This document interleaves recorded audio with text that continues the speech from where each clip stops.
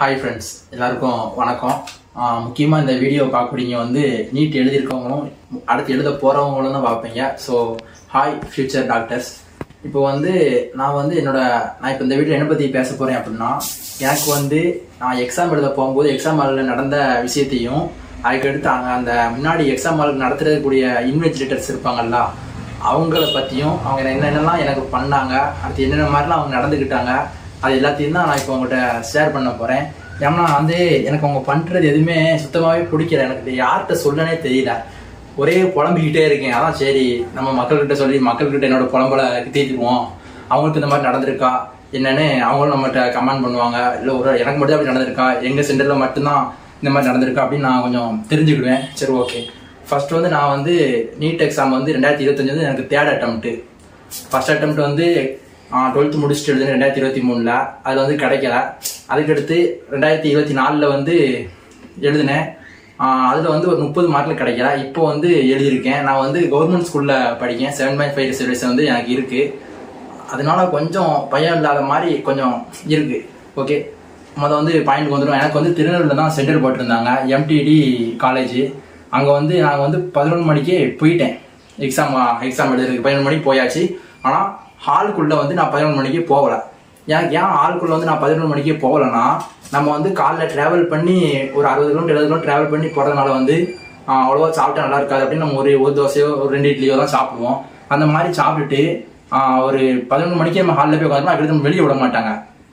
அப்படி இருக்கப்போ ஒரு 3 மணி நேரம் நம்ம வந்து 11, 12, 1, 2 3 மணி நேரம் நம்ம வந்து சும்மாவே யாரையும் பார்க்காம சும்மா ஏதோ ஒன்று ஒடுங்கி இருக்கணும் சில மாதிரி. அது வந்து ரொம்ப எரிச்சலாக வரும், தலைவலிக்கும், அந்த மாதிரி நிறைய பிரச்சனை. அதுக்கடுத்து ஒரு கட்டத்தில் வயிறு பசிக்கும், யோசிக்க முடியாது, தலைவலிக்கும். எக்ஸாம் வந்து நம்ம ஒழுங்காக பார்ட்டிசிபேட் பண்ண முடியாமல் 2 வருஷம் அப்படி தான் எனக்கு ரொம்ப போயிடுச்சு. தலைவலியில் வந்து போன 2024 வந்து எழுதும்போது தலைவலி, என்னோட பயாலஜி முடிக்கும் போதே தலைவலி, பசி, அந்த மாதிரி எல்லாமே ஆயிடுச்சு. ஸோ அந்த தப்பு இந்த இடத்த பண்ணக்கூடாது அப்படின்ட்டு நம்ம வந்து எக்ஸாம் ஹாலுக்கு வந்து 2 மணிக்கு பரிச்சை. ஆக மொத்தம் 1:30 நம்ம கண்டிப்பாக உள்ள இருக்கணும். அப்புறம் நம்ம வந்து ஒரு 12:45 போவோம். ஒரு அரை மணி நேரம் நம்ம வந்து அங்கே போய் சும்மா இருந்தால் அது பிரச்சனையாக தெரியாது. 12:45 கொஞ்சம் ஏதாவது கொஞ்சம் சாப்பிட்டுட்டு நல்லா திரும்ப போய் எழுதி வருவோம் அப்படின்னு நினச்சி தான் நான் எல்லா சாப்பாடுலேருந்து எல்லாம் கட்டி போன டைம் பண்ண தப்பெல்லாம் பண்ணக்கூட நான் போயிருந்தேன். அங்கே போய் பார்த்தா 11 மணிக்கு எல்லாரையும் வரிசையாக உட்கார வச்சு எல்லோரும் வாங்கன்னு சொல்லிட்டு இருந்தாங்க. நான் வந்து இந்த மாதிரிலாம் யோசிச்சதுன்னா நான் முன்னாடி போய் கேட்டேன், சார் 11 மணிக்கு வந்துடணுமா, இல்லாட்டி கொஞ்சம் கழிச்சு நம்ம அந்த 1:30 எப்போனாலும் உள்ளே வரலாமா அப்படின்ட்டு அவங்க சொல்லிட்டாங்க. நாங்கள் இப்போ உள்ளே அனுப்பிட்டோம், இப்போ வந்தே ஆகணும், இல்லைனா அடுத்து வந்து நாங்கள் விட மாட்டோம், யாரையும் விட மாட்டோம் அப்படின்னு சொல்லிட்டு என்னை பயன்படுத்தி விட்டாங்க. நான் எடுத்து எங்கள் சார்லாம் ஃபோன் போட்டு கேட்டேன். அவங்களாம் தெரியல தம்பி, அங்கே இருக்கவங்க கேட்டுப்போ, அவங்க என்ன சொல்லுவாங்க அதை அப்படி பண்ணிட்டாங்க. அவங்க வந்து எல்லாருமே அடுத்து விரட்டிகிட்டே இருந்தாங்க. எங்களுக்கு பேரண்ட்ஸும் அந்த கிரவுண்டில் நின்றுட்டு இருந்தோம், அந்த ஸ்கூல் கிரவுண்டில். எல்லாத்தையும் வெளியடிச்சு பற்றிட்டாங்க. வெளியே பயங்கர வெக்க, டிராஃபிக்கு, ஒன்றுமே முடியல. அதுக்கடுத்து அவங்க சொன்னாங்க எல்லாரும் பேரண்ட்ஸ்லாம் வெளியே போங்க, ஸ்டூடெண்ட்ஸ்லாம் உள்ள வாங்கன்னு சொல்கிறப்போ நானும் கேட்டேன், சாப்பாடு வந்து உங்களுக்கு வந்து 1 மணிக்கு நாங்கள் அலோவ் பண்ணுறது மாதிரி வந்து எல்லாருமே சொல்லிக்கிட்டு இருந்தாங்க. அங்கே இருக்க போலீஸு அதெல்லாம் 1 மணிக்கு நாங்கள் வந்து பேரண்ட்ஸ் வந்து அலோவ் பண்ணுவோம் சாப்பாடு கொடுக்குறதுக்கு அப்படின்னு சொன்னாங்க. அப்போலாம் ஓகே அப்படின்னு சொல்லிட்டு நானும் உள்ளே ஓடிட்டேன். கடைசியில் பார்த்தா நானும் 11 மணிக்கே போயிட்டேன். எல்லா ஸ்டூடெண்ட்ஸுமே 11 மணிலேருந்தே வர ஆரம்பிச்சிட்டாங்க. உள்ளே போய் பார்த்தா ஒரு 1 மணி தாண்டப்போ பசி. அது மட்டும் இல்லாமல் நான் போயிருக்கக்கூடிய அந்த சென்டர் ஹாலில், எக்ஸாம் ஹாலில் 11 மணிக்கு உள்ள டீச்சர்ஸே இல்லை. எத்தனை மணி வரைக்கும்னா 1:30 வரைக்கும் உள்ள டீச்சர்ஸ் யாருமே கிடையாது. எல்லாரும் வரதவங்க போகிறவங்களாம் அப்படியே வந்து உட்காருதாங்க. எவ்வளோ நேரம் சும்மாவே இருப்பாங்க. நம்ம வந்து ஸ்கூலில் வந்து எல்லாரும் வந்து உட்காருவாங்கல்ல காலையில், அந்த மாதிரி எல்லாரும் வந்து உட்காந்துட்டு பக்கத்தில் இருக்கக்கூடிய ஸ்டூடெண்ட்ஸ் கிட்ட அவங்க வந்து அப்படி இன்ட்ரோடக்ஷன் பண்ணி ஃப்ரெண்ட்ஸ் ஆகிக்கிட்டாங்க. ஃப்ரெண்ட் ஆகி அப்படியே அவங்க பேசிக்கிட்டு அப்படி ஜாலியாக இருக்காங்க. அந்த வரண்டாவில் வந்து அவங்க அப்படி ஆடுதாங்க பாடுதாங்க, அப்படி ஜாலியாக அப்படி வராங்க பேசுகிறாங்க. உள்ளேயுமே அவங்க பாட்டு அவங்க இஷ்டத்துக்கு இருக்காங்க. ஒரு எக்ஸாம் ஹாலில் உள்ளே இருக்கிற மாதிரி எனக்கு ஒரு ஃபீலே இல்லை. ஏன்னா டீச்சர்ஸ் யாருமே, அந்த இன்விஜிலேட்டர்ஸ் சொல்லுவாங்கல்ல, அவங்க யாருமே வரவே இல்லை. எத்தனை மணி வரைக்கும் 1:30 வரைக்கும் வரவே இல்லை. அதுவே எனக்கு ரொம்ப டென்ஷன் ஆச்சு. ஆனால் நான் அப்போ ஃபர்ஸ்ட் டைம் எழுதிருக்கு, 2வது டைம் எழுதிருக்கு, 2 டைம்லேயும் 11 மணிக்கு உள்ள டீச்சர்ஸ் இருந்து கரெக்டாக இந்த எக்ஸாம் ஹால் எப்படி இருக்கும் அதே மாதிரி யாரும் திரும்ப விடாமல் பேச விடாமல் கரெக்டாக மெயின்டைன் பண்ணாங்க. ஆனால் இங்கே இருந்தாட்ட அப்படி இல்லவே இல்லை. ஒருத்தர் என்ன சென்டரில் படித்தா, அதுக்கடுத்து எத்தனாவது அட்டம்ப்ட்டு, எங்கே படிச்சிங்க, அதை கொண்டு எல்லாம் அவங்க பாட்டு பேசி ஜாலியாக ஆடுதாங்க. எல்லாம் ஆட ஆரம்பிச்சிட்டாங்க ஸ்கூல் பேப்பர்ஸ் அந்த மாதிரிலாம். ஏன்னா 3 நேரம் அவங்க என்ன பண்ண முடியும். டீச்சர்ஸ் இல்லாத வந்து ரொம்ப ஒரு நல்லாவே இல்லை. அது வந்து ரொம்ப தப்பு மாதிரி தெரிஞ்சிச்சு. அது மட்டும் இல்லாமல் கரெக்டாக 1:30 எல்லாருமே உள்ளே வந்துட்டாங்க. இன்விஜிலேட்டர்ஸ்லாம் உள்ளே வந்துட்டாங்க. பசியும் பயங்கரமாயிடுச்சு. தண்ணி எவ்வளோ நாள் தான் குடிக்க, தண்ணி கொண்டு போயிருந்தாங்க. ஒரு கட்டத்துக்கு தண்ணி குடிச்சு ரெஸ்ட் ரூம் வந்துடக்கூடாது, அந்த ஒரு பயத்தை தண்ணியும் குடிக்க முடியல. சரி ஓகே எப்படியாவது நம்ம பயத்தை பிடிச்சி எழுதிடும். எழுத ஆரம்பிக்கிறதுக்கு வந்து அந்த 1:30க்கு வந்துட்டாங்க. எல்லாத்தையும் அப்போவே கொடுத்து ஃபில்லப் பண்ணி வாங்கிடுவாங்கன்னு பார்த்தா 2 மணி வரைக்கும் அந்த நம்மளுக்கு வந்து நிறைய எண்ணெய் கொடுத்து ஃபில்லப் பண்ண வாங்குவாங்க நம்ம டீட்டெயில்ஸ் எல்லாமே. அது எல்லாமே 2 மணி வரைக்குமே அவங்க வாங்கவே இல்லை. 2 மணிக்கு அப்புறம் தான் எல்லாத்தையும் கொடுக்கவே ஆரம்பிச்சாங்க. கொடுத்து ஒருத்தரையும் கையெழுத்து வாங்கி நிறைய ப்ரொசீஜர்லாம் உங்களுக்கு தெரிஞ்சிருக்கும், அதெல்லாம் பண்ண ஆரம்பிச்சாங்க. ஆக மொத்தம் ஒரு 30 நிமிஷம், ஒரு 15லேருந்து 20 நிமிஷத்துக்கு மேலேயே எங்கள் டயத்தை வந்து அவங்க வேஸ்ட் பண்ணிட்டாங்கன்னு நான் சொல்லலாம். எக்ஸாம் யாருக்குன்னே 3 நேரமாக ரெடியூஸ் பண்ணிட்டாங்க. அதுக்கு இல்லாமல் கொஸ்டின் வேறு டஃப், எந்த அளவுக்கு டஃப்னு உங்களுக்கே தெரிஞ்சிருக்கும். நான் எப்போதுமே பயாலஜி வந்து ஒரு மணி நேரத்துக்குள்ளே முடிச்சிடுவேன். எப்போதுமே 1 மணி நேரத்துக்குள்ள பயாலஜி முடிச்சிடுவேன். கெமிஸ்ட்ரி 40 நிமிஷத்தில் முடிச்சிடுவேன். அதுக்கு அடுத்து நான் ஃபிசிக்ஸ்குள்ளே வரப்போ எனக்கு 1:20 நிமிஷம் கரெக்டாக டைம் இருக்கும். அந்த மாதிரி தான் எல்லா எக்ஸாமே நான் ப்ராக்டிஸ் பண்ணியிருந்தேன். இங்கே பார்த்தா பயாலஜிக்கே போகுது 1.5 மணி நேரம் போகுது. அது மட்டும் இல்லாமல் நம்ம ஒரு கொஸ்டின் வாட்சி, ஒரு பெரிய கொஸ்டினால இருந்துச்சு, லென்த் கொஸ்டின் எல்லாமே உங்களுக்கு தெரிஞ்சு கொஸ்டினை வாட்சி அது கான்செப்ட் யோசிக்கிறதுக்குள்ளேயுமே இவங்க வந்து தம்பி இதில் சைன் போடு டீச்சர்ஸ் வந்து உடனே போட்டுக்கிட்டு இருக்கோம். அதுக்கடுத்து ஓகே மறுபடியும் அந்த கொஸ்டின் வாட்சி அந்த கான்செப்ட் புரிஞ்சுக்க வேண்டியது இருக்கு என்னன்ட்டு. ஏன்னா அது இவங்க வந்து இன்டர்ஃபியர் பண்ணனால எனக்கு எல்லாம் அதுக்கு மறந்துடும்ல. அடுத்து யோசிச்சு வாசிக்கிட்டு அதுக்கடுத்து இல்லை நீங்கள் இது பண்ணி நீ வந்து இது போடலாம், இதையும் மறுபடியும் போட்டுரு அப்படின்னு டிஸ்டர்ப் பண்ணிட்டே இருக்காங்க. அது மட்டும் இல்லாமல் அந்த இன்வெஸ்டிகேட்டர்ஸ் இருக்காங்கல்ல, அவங்களுக்கு வந்து ஒன்றுமே தெரியல. நீட் எக்ஸாமுக்கு வந்து எந்த மாதிரி ஸ்டூடெண்ட்ஸ் எல்லாத்தையும் ஃபில்லப் பண்ணி வாங்கணும் எதுவுமே தெரியல. ஒரு 2 பேரும் வந்து நின்றுக்கிட்டு அவங்களுக்குள்ளே டிஸ்கஸ் பண்ணிக்கிட்டே இருக்காங்க. டிஸ்கஸ் பண்ணி இப்படி தான் இருக்கும் போலுக்கா, இப்படியா தான் இருக்கும் போலுக்கா, ஒன்று பண்ணிக்கிட்டு இருக்காங்க. ஒரு காமெடியாக இருக்குது. என்னோட டெஸ்ட் புக்லெட்டுக்கு முன்னாடி கொஸ்டின் பேப்பர் இருக்கும்ல, அந்த புக்லெட் முன்னாடி நிறைய ஃபில்லப் பண்ணது இருக்குங்களா, அதுவே ஃபில்லப் பண்ணே சொல்லலை. அது எப்போ ஃபில்லப் பண்ணோம்னா லாஸ்ட்டில் ஒரு 10 நிமிஷத்துக்கு முன்னக்கூட்டி, ஒரு 20 நிமிஷத்துக்கு முன்னக்கூட்டி தான் தம்பி இதெல்லாம் ஃபில்லப் பண்ணி சீக்கிரம் ஃபில்லப் பண்ணி எல்லாத்தையும் சொல்லிக்கிட்டு இருக்காங்க. ஏன்னா அது அவங்களுக்கே தெரியல. அதுக்கடுத்து இந்த எக்ஸாம் மார்க்கில் இந்த மாதிரிலாம் நடந்துச்சு சார், இந்த மாதிரிலாம் இன்விஜிலேட்டர்ஸ் இந்த மாதிரிலாம் காமெடி பண்ணிட்டு இருந்தாங்க அப்படின்னு நான் எங்கள் சார்கிட்ட வந்து சொன்னேன். கைட் பண்ணவங்கிட்ட வந்து நான் சொல்கிறப்போ அவங்க சொல்லுதாங்க, எக்ஸாம் மார்க்கு முக்கால்வாசி இன்விஜிலேட்டர்ஸ் வந்து கவர்மெண்ட் ஸ்கூல் ஸ்டாஃப்ஸ் தான் அப்படின்னு சொன்னாங்க. ஓ அப்படியா, அவங்க வந்து கவர்மெண்ட் ஸ்கூல் டீச்சர்ஸ் உங்கள்கிட்ட கேட்டுக்கிட்டு நீங்கள் வந்து நீட் எதிர்க்கலாம், இருந்தாலும் நீட் எழுதக்கூடிய மாணவர்களுக்கு வந்து நீங்கள் இந்த மாதிரியா ஒரு எதுவுமே தெரியாமல் ஒரு இவ்வளோ கேர்லெஸ்ஸாக இருந்து ஒன்று பண்ணிக்கிட்டு இருப்பீங்க, கரெக்டாக எல்லாத்தையும் பண்ண வேண்டாமா, ஒரு ஹால்குள்ளே வந்து ஸ்டாஃப் நிற்க வேண்டாமா, ஓகே நீங்கள் 2 மணிக்கு வாரீங்க, அப்போ எல்லாத்தையும் கரெக்டாக உங்களுக்கு எல்லாமே தெரிஞ்சு கரெக்டாக நீங்கள் ஒன்று வாங்க வேண்டாமா, எங்ககிட்ட ஒன்று டவுட் கேட்குற மாதிரி கேட்டுக்கிட்டு அப்படி இருக்கீங்க, அது எவ்வளோ பெரிய தப்பு. எத்தனை ஸ்டூடெண்ட்ஸ் வந்து பசி அந்த ப்ராப்ளம் அந்த தலைவலி அதெல்லாம் ஃபேஸ் பண்ணி எனக்கு தெரியல. ஆனால் நான் ஃபேஸ் பண்ணேன், போன வருஷம் ஃபேஸ் பண்ணேன், இந்த வருஷமும் ஃபேஸ் பண்ணி இந்த தப்பு பண்ணக்கூடாதுன்னு நினச்சி போனேன். ஆனால் அங்கே என்னை சுற்றி நடந்ததில் வந்து என்ன பண்ணுறேன்னு தெரியாமல் 1 மணிக்கு சாப்பாடு கொடுக்க விடுவோம் அப்படின்னு சொல்லியிருக்கவே கூடாது. அதனால நான் உள்ளே போனேன். நான் போயிருக்க மாட்டேன். 12:30 1 மணிக்கு தான் நான் உள்ளே போயிருப்பேன். அதெல்லாம் ரொம்ப தப்பாக இருந்துச்சு. அதனால் நீங்கள் என்ன பண்ணுங்க, அந்த ஃப்ரெஷர்ஸ் வந்து நீங்கள் ஒரு 11 மணிக்கே போங்க, அது பிரச்சனை கிடையாது.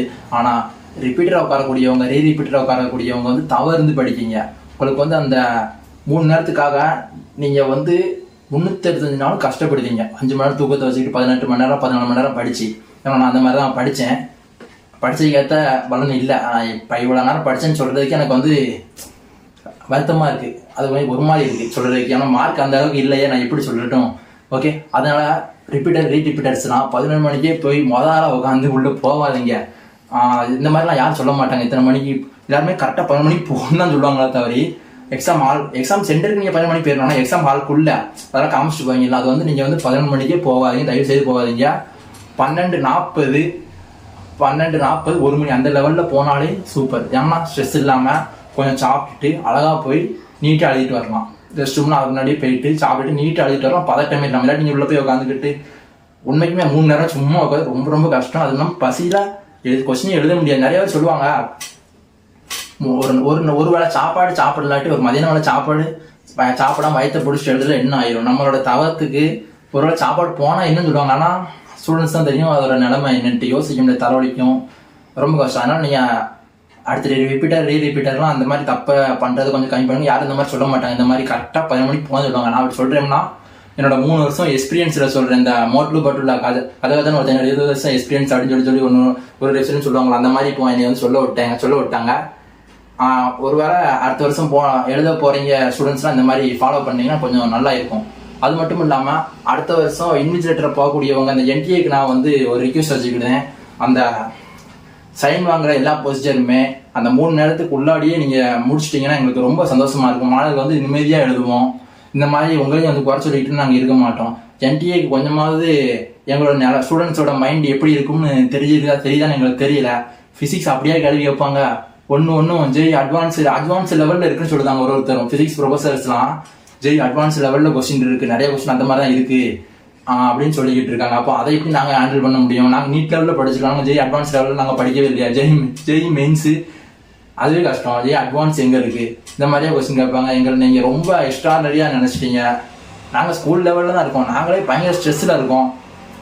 எங்களுக்கு எக்கச்சக்கமாக ஸ்ட்ரெஸ். ஐயோ இப்போ படிச்சிருக்கேன் மறந்துடாதா, எல்லாமே நம்ம படிச்சா வருமா? அதுக்கடுத்து அந்த ட்ராவலு, அதுக்கடுத்து இவங்க சுற்றி இருக்கவங்க அந்த உள்ள இன்ஸ்ட்ரக்ஷன்லாம் பண்ணி ஒரு மாதிரி ஒரு பதட்டத்தை நிலையில தான் உள்ள கொண்டு போய் விட்றாங்க. அதில் நீங்கள் இந்த மாதிரி கொஸ்டின் கேட்டால் நாங்கள் எங்கிட்ட கூட ஆன்சர் பண்ணுறது. ஓகே, கொஸ்டின் டஃப்பாக இருந்துச்சு, எல்லாத்துக்கும் கட் ஆஃப் பாருங்க, அதெல்லாம் இருக்கட்டும். இருந்தாலும் கொஞ்சம் மாணவர்கள் மனசு வச்சு கொஞ்சம் கொஸ்டின் கொஞ்சம் ஈஸியாக கேட்டிருந்தா நல்லா இருந்திருக்கும். ஈஸியான ரொம்ப கஷ்டமாக இல்லாமல் கொஞ்சம் மாடரேட்டாக கேட்டிருந்தா கொஞ்சம் நல்லாவே இருந்திருக்கும். எங்களுக்கு மொத்தம் 3 மணி நேரம் 150 கொஸ்டின் தான் ஆகிட்டாங்க. 3 மணி நேரம் 20 நிமிஷமா இருந்துச்சு, 200 கொஸ்டினா இருந்துச்சு. ஒன்றுலையும் எங்களுக்கு 5 கொஸ்டின் சாய்ஸ் விடுற மாதிரி இருந்துச்சு. இப்போ அதையும் தூக்கிட்டாங்க, 150 கொஸ்டின். அதுக்கு அடுத்து 180 நிமிஷம். அப்போ எங்களுக்கு ஒரு கொஸ்டினுக்கு 1 நிமிஷம், கரெக்டு தானே?